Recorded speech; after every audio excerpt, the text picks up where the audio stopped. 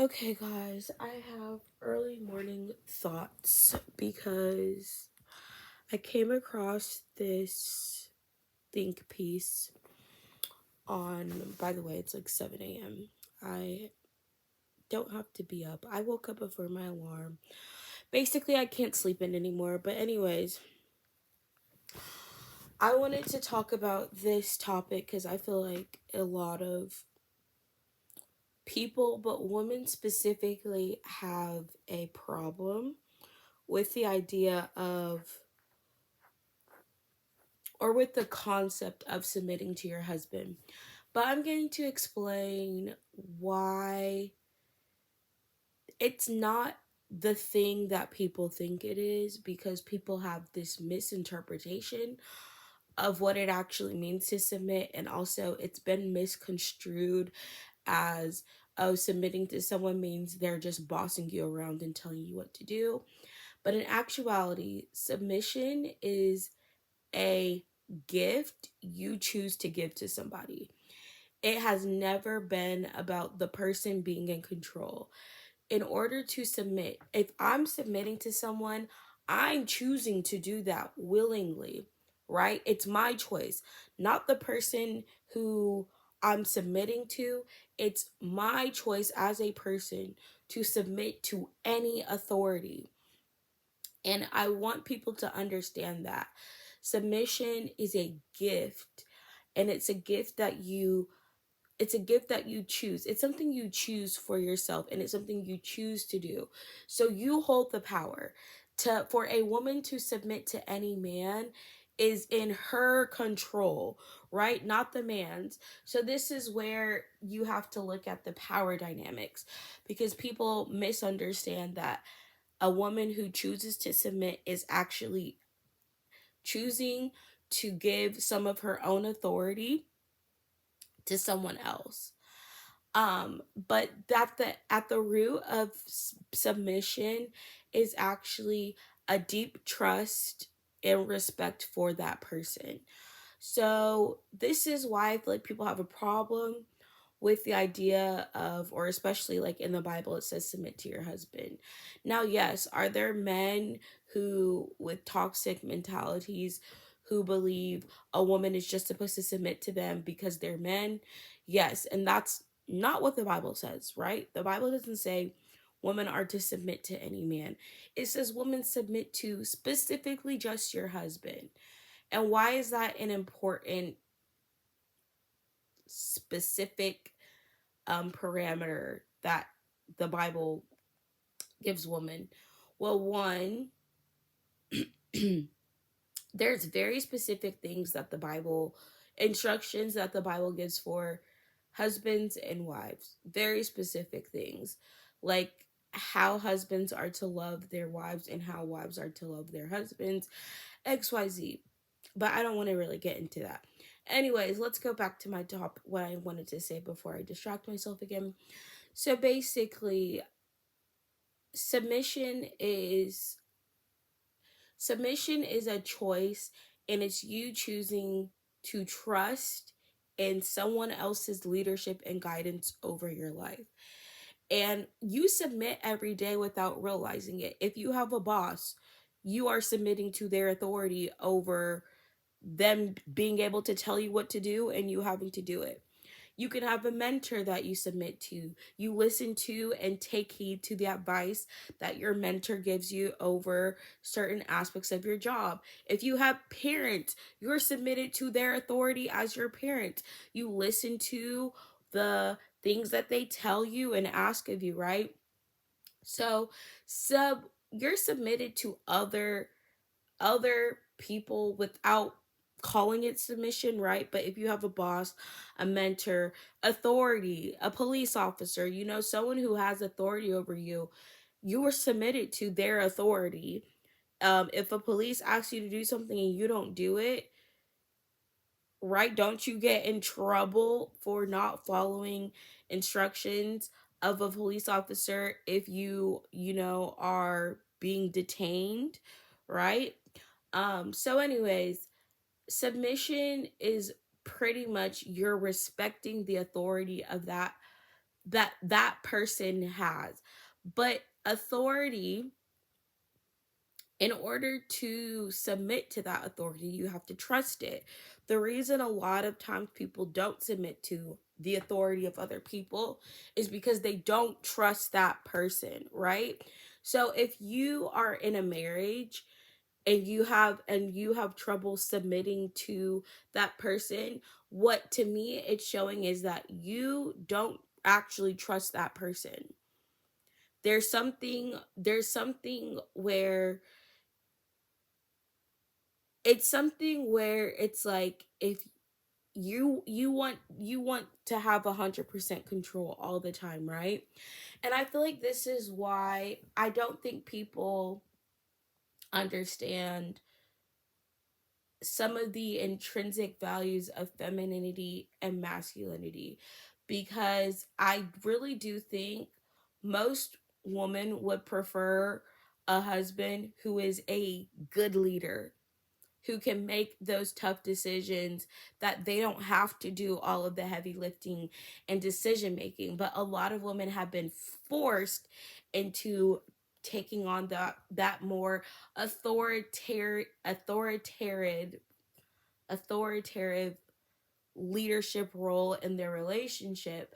And so they don't trust their partner enough to submit to their authority, because they've taken over those roles, those that more masculine role of being the leader in the relationship. Like, if you've met women who have husbands who are useless, they're not going to submit to a husband that can't, do things to help them around the house, or doesn't have those leadership qualities. Because at the end of the day, submitting to your husband is about submitting, is that you trust your husband to be the leader of your family.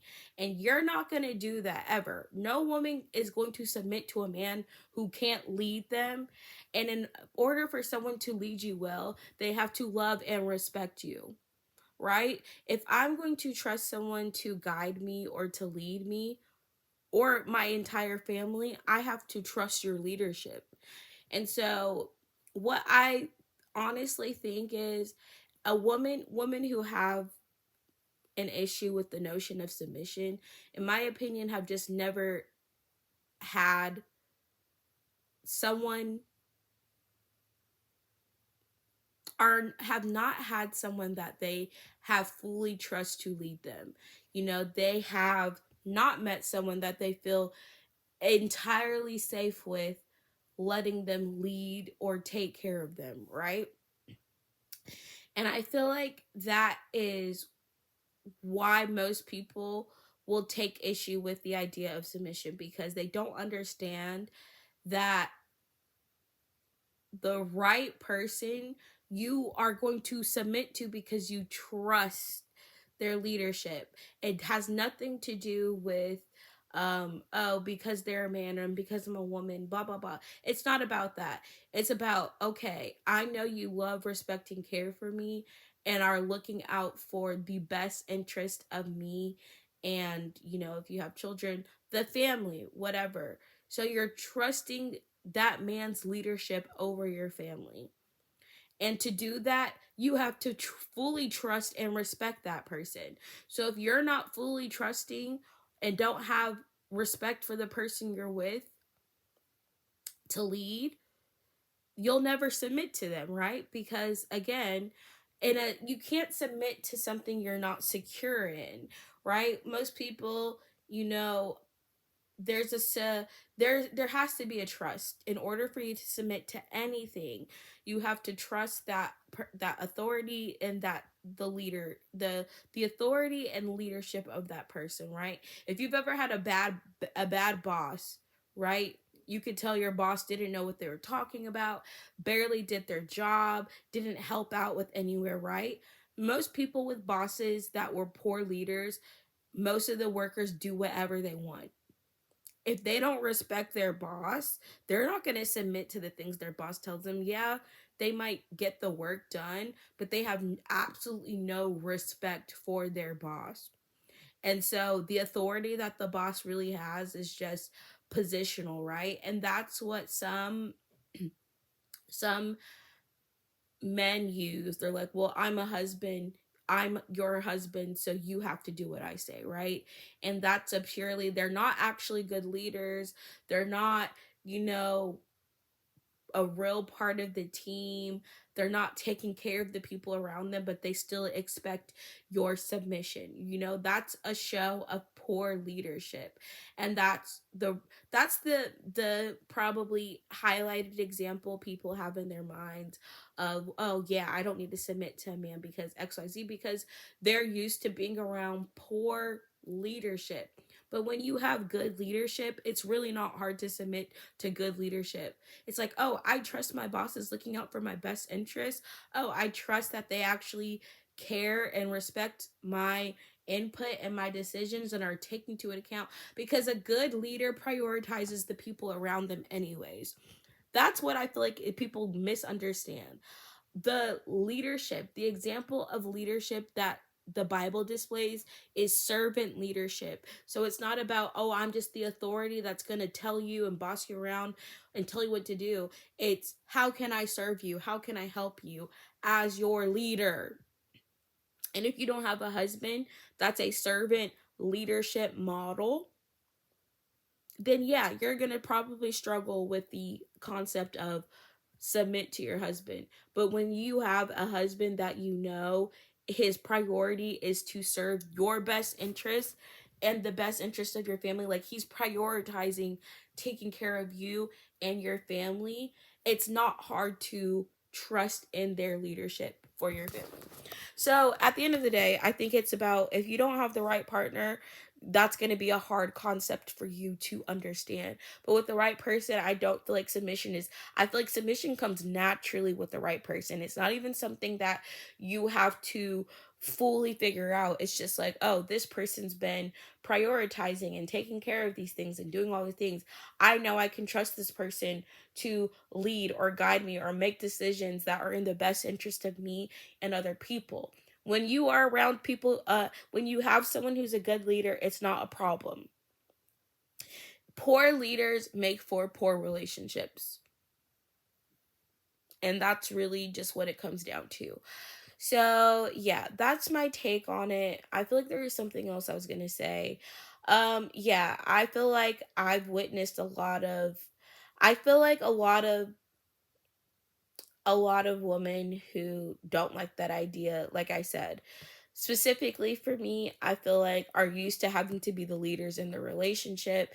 And so when you're used to taking on that role, it is hard to let go of the reins. But like I said, if you've been with someone who I this is why I feel like relationship dynamics are somewhat important, but also it's like you your idea, what you want in a relationship is up to you at the end of the day. You don't want a husband, if you don't want a husband to be the leader of your family, you'd want to take on that position. That is fine, right? No one can force you to choose to do anything. Like I said, whether or not someone submits to someone else's authority is their choice, right? You have the power and control over that. So there is no such thing as submission without choice. There's no such thing as submission without choice. I want to make that very clear, because that to me shows like the power of submission is not the man, it is actually the woman. That's what people misunderstand about it. Like, there's no submission without someone willingly submitting. And for someone to submit is their choice, right? They have to trust that, oh, I can do this. I can trust you, whatever. So any woman who's not submitting to a man is because they haven't chosen to. And whatever reason they haven't chosen to is based off of maybe there being a lack of trust in that relationship, a lack of good leadership qualities, a lack of whatever it is. But ultimately, any woman who submits to any man, or any woman who chooses to submit to their husband, is working in her own authority, because you're choosing to give up your own control and trust someone else's leadership. That is something that only you can do for yourself. Someone else can't force you to submit to them. That's what I feel like is the most important thing that I can get across. Submission is yours to give and yours to choose to give to anyone for anything. So yeah. But also I do think like I would argue that I don't think most women like having to take on those leadership roles. I feel like the women who step up into being those things is because they don't have a good leader around them, because I don't know. I feel like every person is different, right? So at the end of the day, you decide what type of relationship you want. You want to be the leader. And it's like I also feel like this is important to say. It doesn't make the role is not less, the role of the wife is not less than the role of the husband. The Bible never says that women are less than men. People have misinterpreted a lot of things in the Bible. The Bible has never states that women are less than or beneath, and I feel like the power dynamics that comes into play, which I do think some of that is because feminism has kind of given the, I don't know, the entire concept of feminism is rooted in the idea that women are less than men. And I feel like I've made a video about that before, so I don't want to get into it. But basically, feminism is rooted in the idea that women are seen as less than men, right? That is what feminism is attacking, this idea that women are less than men.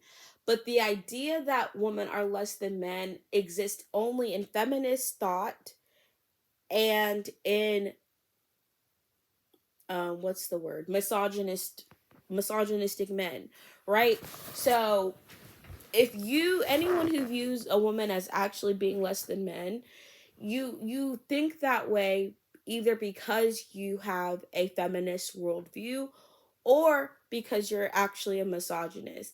And I don't know how to frame that in a better way, because like I'm saying, this is what I'm saying, I don't believe women are less than men. I think there are some men who believe that, and I think there's some women who believe that too. Like, I think it's, if you believe that women are less than men and that's the worldview you have of the world, it's gonna skew how you view things in a sense. Like, I don't know how to say it in the best way. What I'm talking about is your own perception of the world, and I hope people understand that. Your perception of the world can be skewed to an already held belief or bias, right? So if I'm already believing the world views me as less than men in all situations, that is skewing my worldview to, okay, I'm going to be treated less than, or I'm not going to be treated as good. I'm not going to have the same things men get, right? So that's what a feminist worldview kind of teaches you how a feminist worldview teaches you to view the world through that lens. This lens of, I'm being treated less than men. I'm not going to be treated the same. That's what I'm getting at, right? Your perception of the world under a feminist worldview is that you are being treated less than men. I'm saying I don't take that feminist worldview as a lens, right? I understand that there are people who are misogynistic and do believe women are beneath men, right? But I don't personally carry that view of myself, and I do not believe that most, I mean, I wouldn't even say like, I feel like it doesn't matter because I know I'm not less than a man, right? So I'm not skewed. My viewpoint of myself in the world is not skewed to see it in a negative to see myself being treated in a negative light. Does that mean I've never experienced sexism or racism or any of the things that people can choose to treat you differently because they view you as a negative thing? No, obviously I have no control over how other people view me. It's really just about, I don't view myself existing in the world as being less than anyone. My worldview is secure, I guess is the best way to say it. Like, the way I exist as, the person I exist as, I'm secure in that. And other people who view me as less or want to treat me as less than, it's not my problem, right? That's their problem. If a person is going to treat me poorly or less than what I want to be treated, that's not my problem. That's this other person who thinks it's okay to treat someone differently based off of their sex or gender or XYZ, right? I don't make that my problem because it's not my problem. It's not my problem that other people think it's okay to treat people differently, right? So that's my mindset that I've been trying to explain to people for so long, why I don't focus on all the racism in the world and things like that. It's not because I'm denying they exist. It's because I'm not making other people's views of me my problem, right? Why should I care how someone who's racist views me, right? I'm not putting racist people on a pedestal and believing I need to make um racist people like their racism is an individual problem in a sense, but also it really just comes down to being a heart issue. The root of racism is in that person's heart and in how they choose to view the world and people's skin color, right? And even sexism, the same thing. Like, there's something wrong with a person's mindset like that. Anyways, I'm getting off topic again.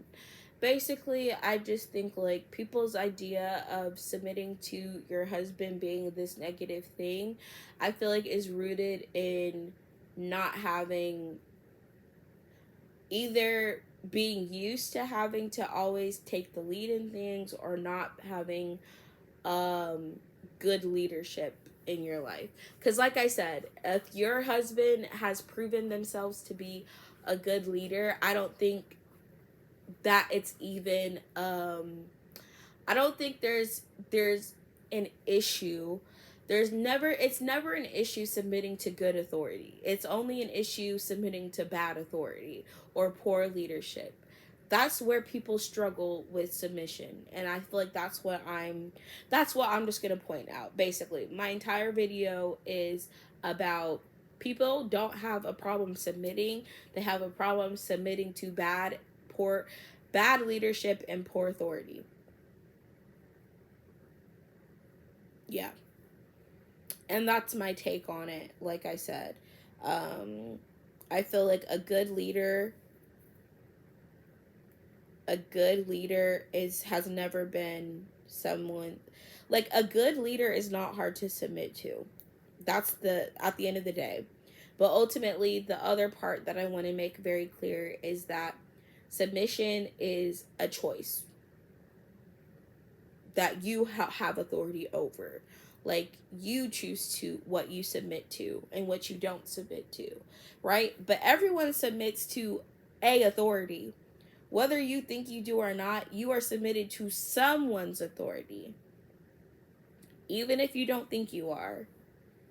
And I feel like, just to take this a little bit deeper really quickly, how the Bible talks about slavery and mastery, and a slave versus master, it's the same with a slave is submitted to their master, right? They are submitted to the authority of their master, right? And the Bible talks about people being slaves. I feel like people don't understand like the use of slavery in the Bible. It's also allegorical to so many other things, but one specific thing that I feel like stands out to me is the Bible calls us, like, he says, whatever you serve, you are a slave of. What do you serve? What is your master? What are you submitted to? Because that tells us who is guiding you. And when people have idols, they're submitted to that idol. They're under the authority of that idol. They're slaves to that idol, right? And what does the Bible say about idolatry? There should be no other gods before him, right? So people submit to and give authority to a lot of things. There's different idols people serve. People serve money. Money can be an idol. People can be submitted to the authority of money. It's like there's so many things that can be controlling someone else's life or that's guiding them, you know? Let's talk about in New Age spirituality, the concept of spirit guides. You're submitting to a spirit guide. You're submitting to the authority of a spirit guide, right? You're allowing something outside of yourself. It's like the entire world is submitted to something, whether they think they are or not. And you're submitted to more than just people. You're submitted to your religious beliefs. You're submitted to, like I said, submission is not just in the context, honestly, of marriage. It's in everything. Anything that you choose to serve, that you worship, that you prioritize, that you idolize, you're in submission to. So that's all I wanted to say. I hope you guys understood what I was saying. But yeah, at the end of the day, if you don't feel like you can submit to your husband, in my opinion, you're saying that you don't trust that your husband is either a good leader or you don't trust their leadership because you're not comfortable letting go of your own control, which again, like I said, that's why submission is a choice that cannot be forced upon you. It's literally you choosing to submit to someone else's authority or leadership, and you can only do that safely and securely if you fully trust that person loves, cares, and respects for you. So that is all.